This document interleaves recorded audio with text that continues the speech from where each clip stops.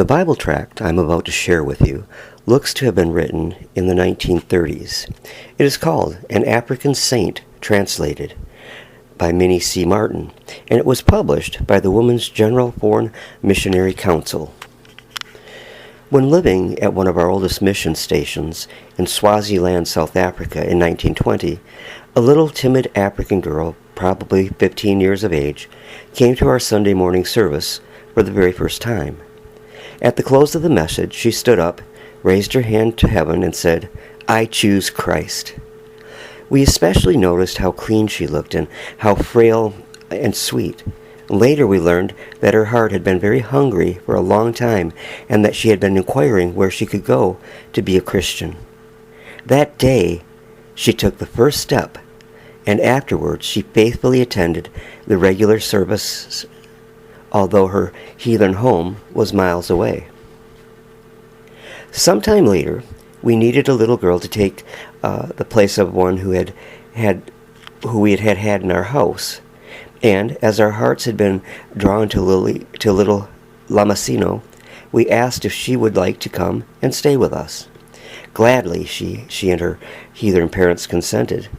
They thought we might help her physically. She had always been frail, and although she had been taken to the witch doctor many times, they had failed to make her strong. We soon learned we had found a treasure.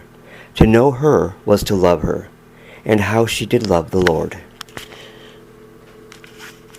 The little girl was the eldest of a large family and had borne much of the responsibility for the family. She had cared for a newborn baby and nursed her own mother through childbed fever at the same time, besides mothering the other children. She was so unselfish. She lived for others, and when we were ill, she was kindness itself. After coming to us, she faithfully attended school and tried to learn, but it was very difficult for her. Soon, her lovely disposition and happy laugh made her a favorite with all of the girls, and what a joy she was to us.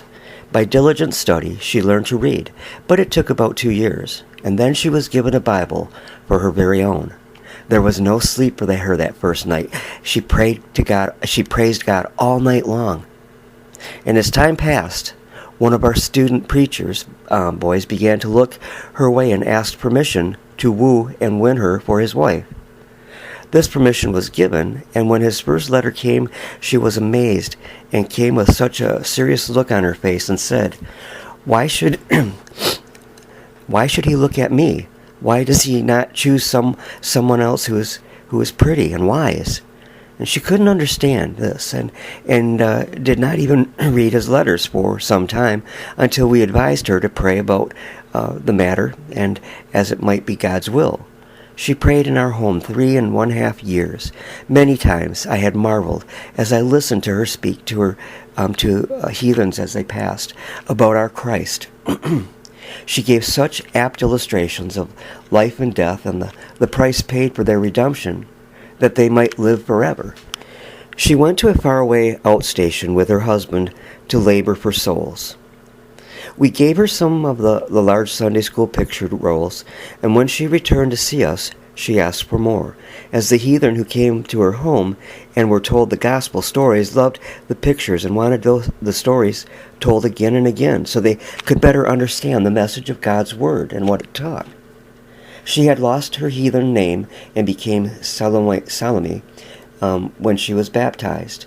And when her heathen father learned that she had given birth to his first grandchild, he walked miles rejoicing.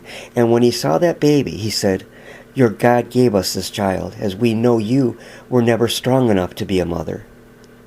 Later on, as she visited heathen homes and invited the people to come to her little church for services, a little girl in one of these homes loved her much. She cried and begged her people to allow her to live with Salome. And finally the parents consented, and she grew up with Salome's own little girl of about the same age.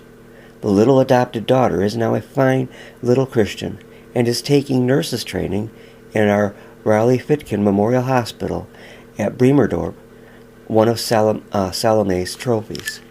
Salome gave birth to other children, and then came her Gethsemane. Her preacher husband, who she loved and trusted, believing that he was a much stronger Christian than she herself, fell into sin. To lose faith in one so dear was a crushing blow. Life was not worth living, she thought, and she longed for heaven. God sent some of the missionaries to pray with her and to encourage her heart in the Lord. And they helped. And they finally God came and folded her close to his great heart of love, and she was comforted. She had to take her little family and go live in her husband's heathen home. But she kept the children in the mission schools, as her greatest desire was to help them to be good Christians.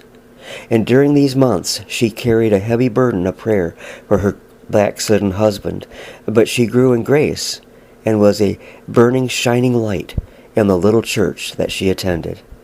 God heard prayer. Her husband came back, walked well, and was counted worthy to again pastor a little flock. Salome's cup of joy was full. She longed for the time when her children would be old enough to care for themselves so that she could spend her whole time going over to the Swazi Hills telling the story of Jesus and his love.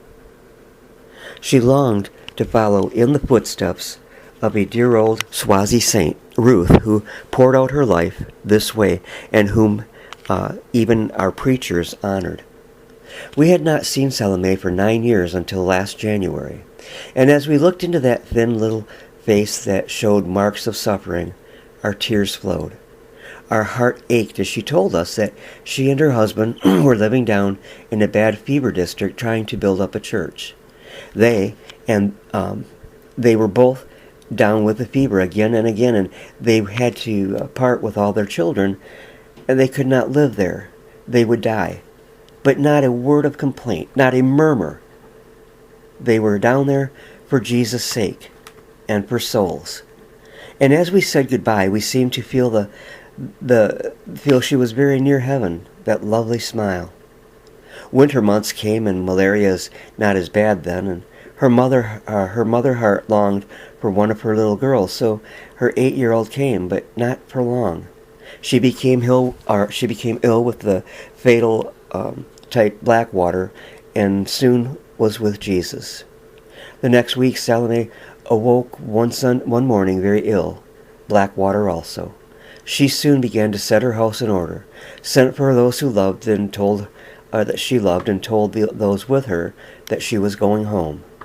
Early the next morning, June 3rd, 1945, she was carried away by the angels to the land of rest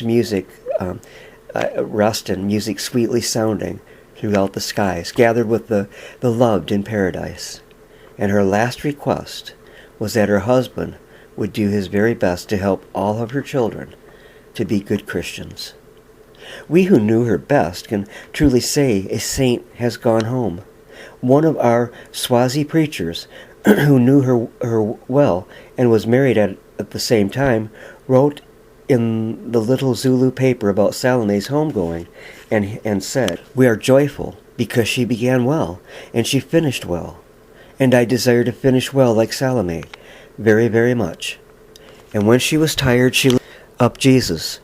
We say to those who are left here on earth, that when we awake, may we be righteous like Salome, who has finished well here on earth."